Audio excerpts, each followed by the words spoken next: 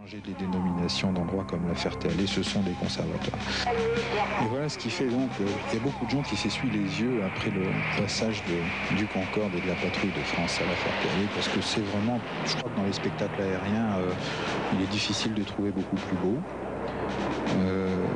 On a beaucoup parlé évidemment, on a beaucoup épilogué sur les présentations d'avions de ligne en meeting.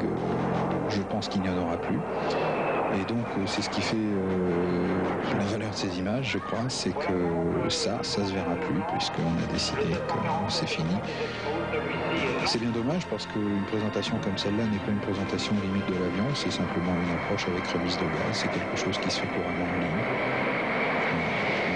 On remet les gaz, et évidemment que c'est beau et que c'est spectaculaire, mais c'est quelque chose qui est fait d'une façon assez routinière et qui ne présente pas, qui ne sort pas, disons, du domaine d'utilisation normale de l'avion.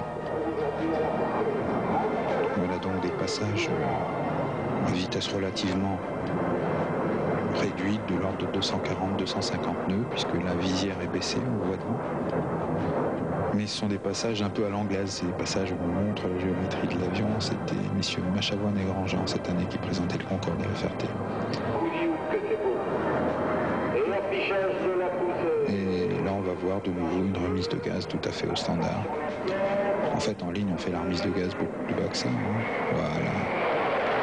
Remise de gaz et comme l'avion en plus est léger, qu'il a pratiquement pas de carburant à bord, il a un rapport poids poussé qui est phénoménal. On n'a pas le temps d'amener les manettes de gaz à buter avant que l'avion est déjà reparti. Et on le voit bien,